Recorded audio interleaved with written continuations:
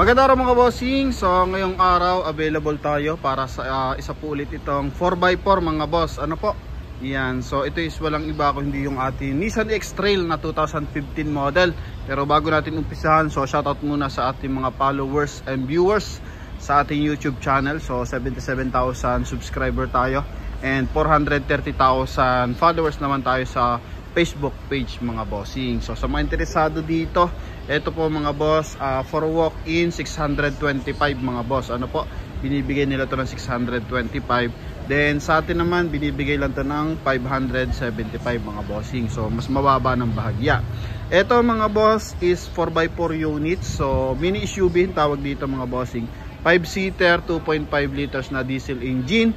Naka all disc brake to, naka R17 to mga boss. And mapapansin mo naman yung kanyang front area, naka daytime running lights. So original mileage nito mga bossing is 71,000 kilometer mga boss. Then ito yung kanyang front area. So ito mga boss, kararating lang talaga.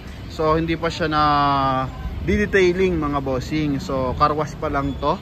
And for detailing pa lang to mga bossing. Pero kita naman natin na yung previously owner nito talagang maingat. Ano po? So may kita naman natin precision yung previously na may-ari nito. So kaya ganito pa kasariwa yung unit mga bossing.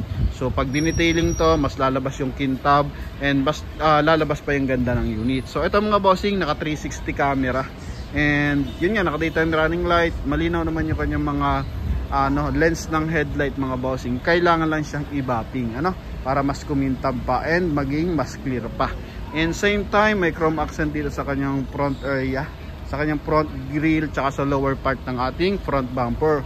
And ganun din yung kanyang fog light mga boss. Sa gulong 85% red light. So dito mga boss, kulay black yung ating unit. Pero kung hindi mo papapansin mga bossing, meron siyang wrap around bumper. Yan, simula dito sa kanyang front area, eto mga boss. So wrap around bumper yan, connected yan sa wheel arch hanggang sa likuran. So paikot yan mga boss, kaya tinatawag nating wrap around bumper yan. So may mga yung minor issue, ito yung mga scratches yan, may mga tigko-konti pa rin mga bossing. Pero yung overall goods yung ating unit mga bossing. Ano po? Ito, ikutan lang natin ang bahagya mga boss. Naka to mga bossing, 5 stud na R17. So walang basag yung kanyang mags. Chrome yung kanyang door handle mga boss. Yan. Okay, then ito nga, may 360 camera, may signal light sa kanyang side mirror, may chrome line dito sa kanyang window panel. So paikot din siya. Then meron tayong roof rail mga boss. Then keyless entry to mga boss. Ano po? Yan, so ito yung likuran niya. Okay. Yan, so A-wheel drive, 4-wheel drive pala mga boss. And ito naman yung kanyang trunk compartment. Sa likuran, ito is naka LED light, same time chrome accent. Yan, may kita natin. So wala namang gas-gas mga bossing. Okay, so ito yung kanyang compartment. So marami tayong nilalabas na 4x4 mga boss. Panel niya, door panel. So wala naman siyang UP or major issue. Okay, so ito kanyang pang cover mga boss. Good for 7-seater mga bossing ha. Yan. So naghahanap ng 7-seater, ito. Yan. Okay. So meron tayong ilalabas Tucson na 4x4 din. Yan, naglalabas din tayo niyan. Same time tag dito. Ano pa ba? Tucson na diesel. No, yung 2015 meron din tayo. Then yan, may mga Forester tayo diyan mga boss. Okay, old look na Tucson meron din. Then ito X-Trail 7-seater mga boss, no? May SUV na ang tawag nila dito mga boss. Kasi makina nito 2.5. Yan. So ito normal naman to, may mga hairlines sa kanyang door handle. Okay, door panel niya mga bossing, walang punit yung leather, presentable, mabango yung loob, may aircon ventilation sa likuran, malinis yung kanyang ceiling mga boss. Yan. Ikutan lang natin ng bahagya. Okay. Ito yung kanyang kabilang side. So ito lang kagandahan dyan, may mga gas-gas lang. Ito yung lower part, yung kanya wrap around bumper lang. So sa body wala naman mga masyadong gas-gas mga boss. I think dito kailangan pakintabin to ng bahagya, no? Yan. So schedule for detailing to mga bossing, pero pwede na to i-reserve para sa ating mga buyers. 575 to ibibigay sa atin ni bossing. Okay, so yung iba sabi mag-walk-in na lang sila. Pwede naman, wala nang problema mag-walk-in. So misa kasi dito makakausap natin syempre yung bantay ng dealership, no? O kada pwesto kasi iba-ibang may-ari mga boss. So dito sa ating kasi kausap ng Promote PH, syempre may-ari na. So sagad na presyuhan na yan. So eto. Okay. Kaya mas ano mga bossing, kumbaga pwede pa rin naman to magdala ng mekaniko, i-check ang unit. Pwede pa rin yan, open naman sa lahat tayo mga boss, no? Then ito, yung kanyang steering wheel mga boss, tuloy natin. So meron na siyang cruise control. Dito naman is hands-free connection para sa ating one-din audio system mga boss. And eto mga bossing, so yung cruise control, so dito nakapaloob yung ating speed limiter. So sineset dito yung speed limit na gusto natin. Then yung tinatawag naman natin cruise control mga bossing, so it means tumatakbo na tayo ng above 30 km per hour. So pwede na tayo mag-set ng speed limit dito sa ating cruise control. Then same time, pag sinabing cruise control, syempre kahit di mo naapakan yung gas natin, mari-reach out na yon mga bossing, yung speed limit na gusto natin. Then kahit naman apakan natin siya ng apakan yung ating accelerator, hindi, halimbawa let's say naglagay tayo ng 70 km per hour mga boss. So kapag 70 km per hour na yan, naka-engage na dito sa ating mga bossing, dito sa ating panel mga boss. So hindi naangat yan, pwera na lang i-cancel mo yan. So kahit apakan yung accelerator natin, hindi na siya aangat mga bossing. So kahit di mo naman siya apakan sa accelerator, so yun naman yung cruise control. So kumbaga nakakapahinga yung driver mga boss. Then same time, power fold, power adjust yung ating mga side mirror. Ito yung kanyang door funnel mga boss. May pang adjust din sa ating headlight. Yan, so 7-seater to. So minsan nakatingala kapag loaded, so yun, no, para at least mga bossing, kumbaga yung kasalubong natin hindi rin masyado mahirapan sa atin once na adjusted yung ating headlight mga boss, no. And ito naman para sa trip meter. Yan, so nakikita naman yan natin, trip A, trip B, and mileage 71,026 mga bossing. Yan, so maganda pa yung leather ng kanyang steering wheel, so wala pa nagagalaw dito. Ito naman yung kanyang cambio mga boss. Then ito yung selection natin ng 4-wheel drive. So pag sinabi naman 4-wheel drive mga bossing, so may selection yan, pwedeng 2-wheel drive, pwede namang 4-wheel drive. And same time may tinatawag naman tayong A-wheel drive. So pag A-wheel drive naman, so yung mismong engine yung nag-i-engage kung magse-select siya ng 4x4 or magse-select siya ng 4x2. So depende yon sa road condition mga boss. Alright, so kung mga ahunin ganyan traffic, so nag-i-engage yan as 4x4. Then same time nga keyless entry to. So dito naman sa atin is yung driver ang pwede mag-set. Then meron din siyang hill hold assist mga boss. Okay, para kung sa kasala mga pababa, downhill or uphill mga boss, so meron siyang delay ng bahagya. So hindi siya yung basta bubulusok mga bossing.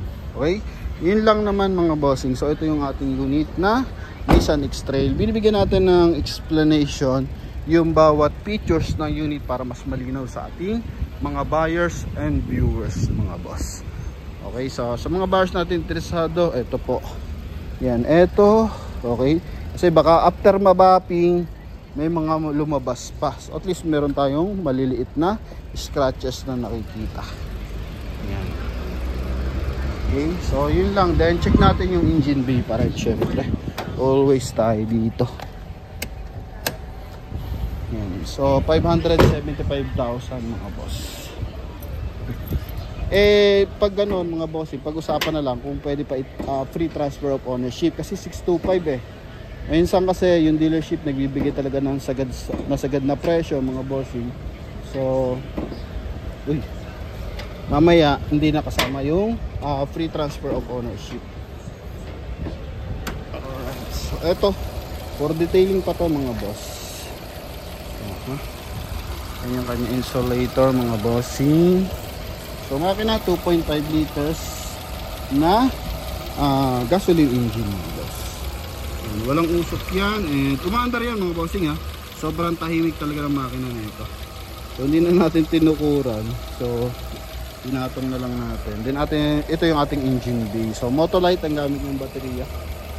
So ito mga bossing, as second hand, kahit di pa siya na-detailing, malinis-linis pa to mga boss. Kasi meron naman talagang sobrang duming unit mga bossing. Ano po? Yan. So yan, medyo ayos-ayos pa yan. Siguro kakapalinis lang niya last few months mga boss. Pero bago ilabas to, kasi naka-display naman na to mga bossing, hindi naman to fast brake.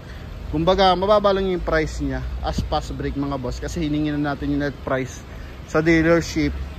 Pero eto mga bossing, sulit na yan, price na yan 575 mga boss. Okay, so sa mga interesado, tawag lang agad sa ating contact number na nasa screen. Connected po yun ng Viber and WhatsApp mga boss. Open tayo kung gusto nyo magdala ng mekaniko, yan, pwede. Ayan, so sa mga gusto na mag-reserve ng advance, pwede rin kasi natalakay naman na natin dito lahat. And same time pala, add natin. So itong ating rear view mirror mga bossing. So meron niyang, mapansin mo, hindi siya tulad ng ordinary na basta lang nakapatong. So ito may wire dito. So ito kasi mga bossing is may tulong to, may safety features to. So tulad na ibang binablog natin ng mga unit.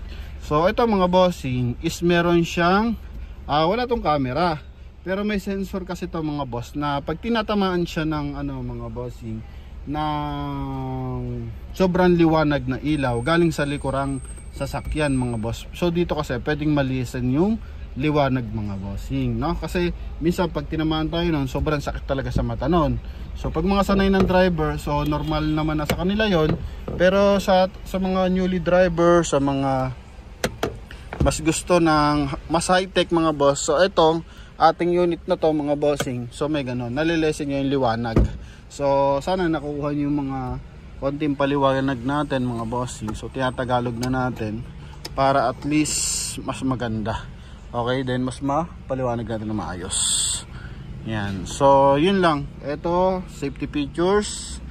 Yan. Okay, then ito mga bossing, safety features pa rin to sa headlight. Safety features naman to para sa ating mga kasalubong, no? Pag nakatingala yung ating unit mga bossing, ito.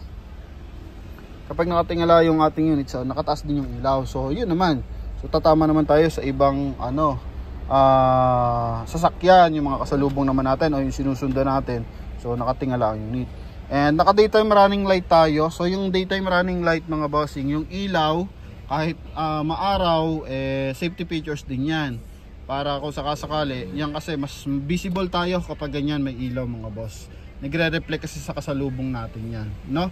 Lalo na ganito, puti, itim yung unit. So pag tinamaan ng araw, so minsan nagiging blind spot. So nagiging source of accident din yun mga boss. Then ito naman, stability control. So safety features pa rin to mga bossing. So para saan to? Para sa mga cornering, sa mga zigzag road o sa mga emergency braking na tinatawag mga boss. Ito, para maiwasan mag-lock yung ating steering wheel. And same time mag-lock yung ating mga gulong mga boss. Ano po? And syempre airbag, normal naman na yan, meron talaga yan. Pero hindi naman lahat ng sasakyan may airbag, ano? Yan. So yun lang, mga mas kakaibang features lang na meron sa isang unit mga bossing. Okay, then keyless entry, push start mga boss, speed limiter, cruise control, yan. So isa lang naman yung kumbaga nakapaloob lang yun sa unit mga bossing. Sa loob ng cruise control yung ating speed limiter. So yun lang naman mga bossing. And same time, not sure lang kung naka-curtain airbag to mga boss. Yan. Meron kasi siyang seat cover. So additional safety features pa rin yung kung sakasakaling mang meron. Okay, so hindi ko kasi na dito kung meron minsan kasi dito, may hindi sa naman dito mga boss. So yun lang, kung wala naman is okay lang din. And ito is makapal pang gulong mga boss, no? And yun nga, Goodyear pa yung kanyang mags. Mags yung kanyang gulong. Kuta natin ng bahagya. So ito mga bossing, 2015 model, then 71,000 ang mileage. So binibigay ito sa halagang 625 sa walk-in, 575 naman para dito sa promote PH ng mga viewers and buyers. So yun lang mga boss, thank you very much and God bless, bye bye.